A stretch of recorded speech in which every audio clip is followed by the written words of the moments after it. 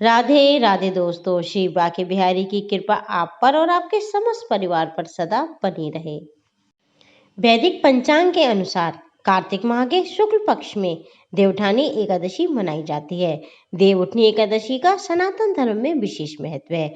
सभी एकादशियों में देवउठनी एकादशी श्रेष्ठ मानी जाती है, क्योंकि इस दिन से 4 महीनों से रुके हुए सभी मांगलिक कार्य शुरू हो जाते हैं। क्योंकि चतुर्मास की शुरुआत देवशयनी एकादशी से हो जाती है और इसका समापन देवउठनी एकादशी पर होता है। देवउठनी एकादशी को प्रबोधनी एकादशी और उत्पन्ना एकादशी भी कहा जाता है। इस दिन भगवान अपनी 4 महीनों की निंद्रा का त्याग करते हैं और अपने भक्तजनों पर कृपा बरसाते हैं। तो चलिए पूरे श्रद्धा और भाव के साथ हम सुनते हैं प्रबोधनी एकादशी का महात्म्य और कथा। ब्रह्मा जी बोले कि हे मुनि श्रेष्ठ, अब आप पापों को नष्ट करने वाली तथा पुण्य और मुक्ति की देने वाली प्रबोधनी एकादशी का महात्म्य सुनिए। भागीरथी गंगा मनुष्य को तब तक ही फल देती है जब तक कि कार्तिक मास की प्रबोधनी नहीं आती। तीर्थ नदी समुद्र आदि तभी तक फल देते हैं जब तक कि प्रबोधनी एकादशी नहीं आती। कार्तिक मास शुक्ल पक्ष की प्रबोधनी एकादशी के व्रत का फल 1 सहस्र अश्वमेघ स्वराज्य सूर्य यज्ञ के फल के बराबर होता है।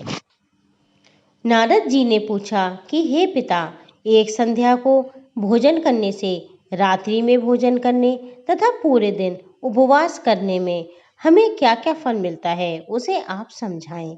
ब्रह्मा जी बोले कि हे नारद, एक संध्या को भोजन करने से 1 जन्म की, रात्रि में भोजन करने से 2 जन्म में तथा पूरे दिन उपवास करने से 7 जन्म के पाप नष्ट हो जाते हैं। जिस वस्तु का त्रिलोक में मिलना भी मुश्किल होता है, वह वस्तु प्रबोधनी एकादशी के व्रत से मिल जाती है। प्रबोधनी एकादशी के व्रत के प्रभाव से सुमेरु पर्वत के समान कठिन पाप क्षण मात्र में ही नष्ट हो जाते हैं। अनेकों पूर्व जन्म के लिए किए हुए बुरे कर्मों को प्रबोधनी एकादशी का व्रत क्षण भर में नष्ट कर देता है। जो मनुष्य अपने स्वभाव के अनुसार इस प्रबोधनी एकादशी का विधि पूर्वक व्रत करते हैं, उन्हें पूर्ण फल प्राप्त होता है। हे मुनीश्वर, जो मनुष्य श्रद्धा पूर्वक थोड़ा भी जागरण करने का फल सूर्य ग्रहण के समय स्नान करने के फल से सहस्र गुना अधिक होता है। मनुष्य जन्म से लेकर जो पुण्य करता है, वह पुण्य प्रबोधनी एकादशी के व्रत के सामने व्यर्थ है। जो मनुष्य प्रबोधनी एकादशी का व्रत नहीं करते, उनके समस्त पुण्य व्यर्थ ही जाते हैं। इसलिए हे नारद, तुमको भी विधि पूर्वक श्री विष्णु भगवान की पूजा करनी चाहिए।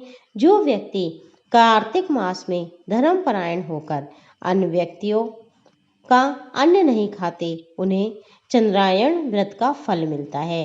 कार्तिक मास में भगवान दान आदि से उतने प्रसन्न नहीं होते जितने कि शास्त्रों की कथा सुनने से प्रसन्न होते हैं।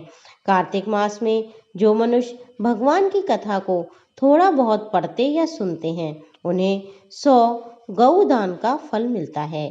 जो मनुष्य अपने कल्याण के लिए विष्णु भगवान की कथा सुनते हैं, वे अपने कुटुंब का उद्धार करके सहस्त्र गोदान का फल पाते हैं।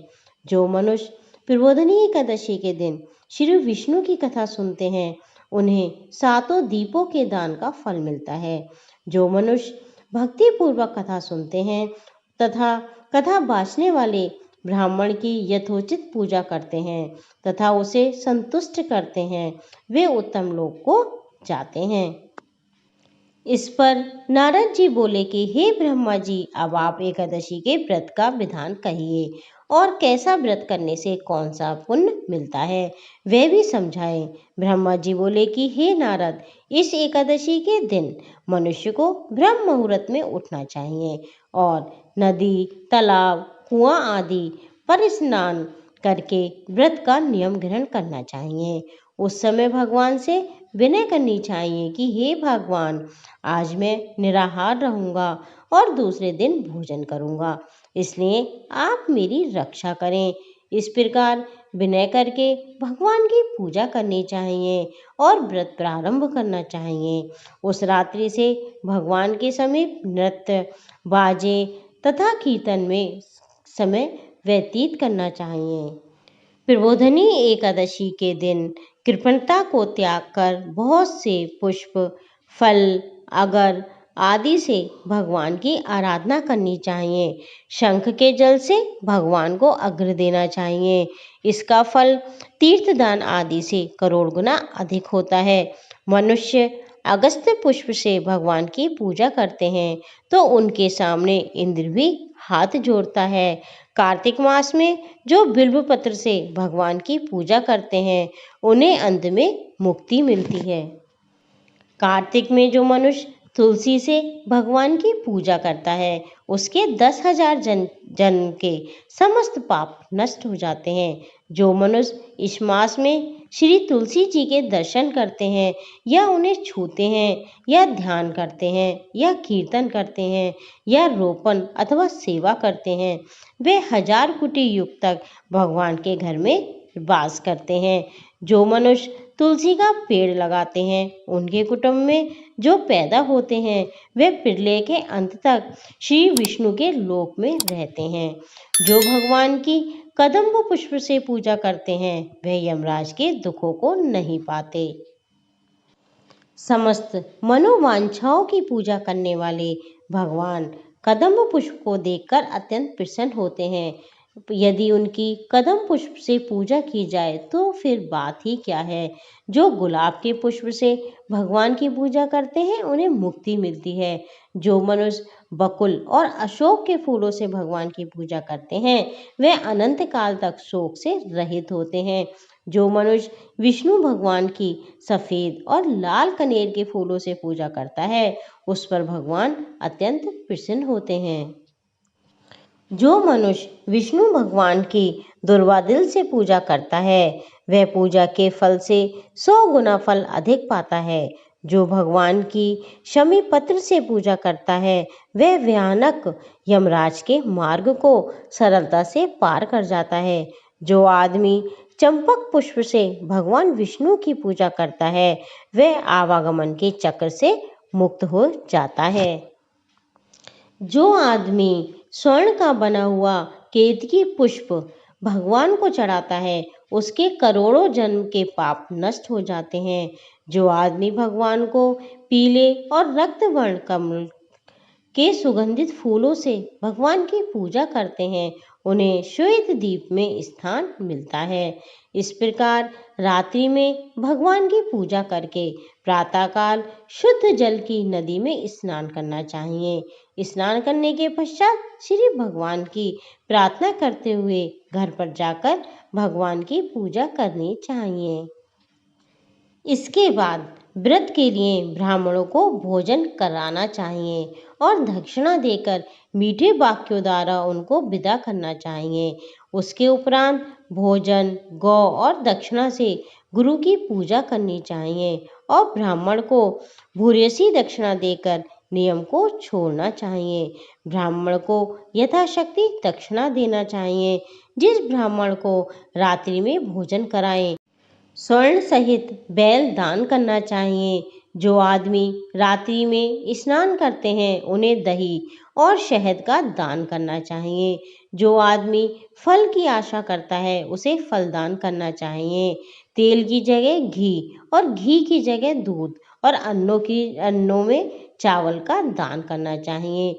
जो आदमी इस व्रत में भूमि शयन करता है उसे सब वस्तुओं सहित सैया दान करनी चाहिए। जो मौन धारण करता है उसे स्वर्ण सहित तिल दान करना चाहिए। जो आदमी कार्तिक मास में उपाहन धारण नहीं करता उसे उपाहन दान करना चाहिए। जो इस मास में नमक त्यागता है उसे शक्कर दान करनी चाहिए। जो आदमी नित्य प्रति देव मंदिरों में दीप जलाता है उसे स्वर्ण या तांबे के दीप को घी तथा बत्ती सहित दान करना चाहिए। जो आदमी चातुर्मास व्रत की किसी वस्तु को त्याग करता है उसे उस दिन से पुनः वह ग्रहण करनी चाहिए। जो आदमी प्रबोधनी एकादशी के दिन विधि पूर्वक व्रत करता है उसे अत्यंत सुख मिलता है और अंत में स्वर्ग को जाता है। जो आदमी चातुर्मास व्रत को बिना किसी विघ्न के पूरा कर लेते हैं उन्हें दोबारा जन्म नहीं मिलता।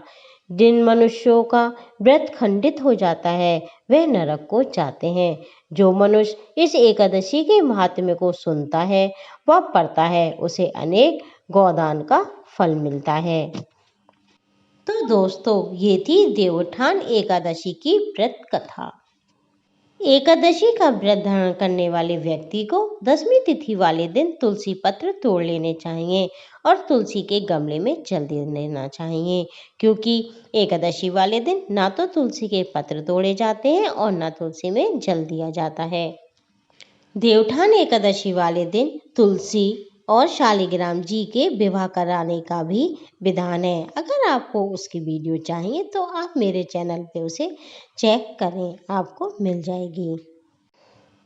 अगर आपको वीडियो अच्छी लगी हो तो लाइक करें और दूसरे लोगों के साथ ज़्यादा से ज़्यादा इसे शेयर करें।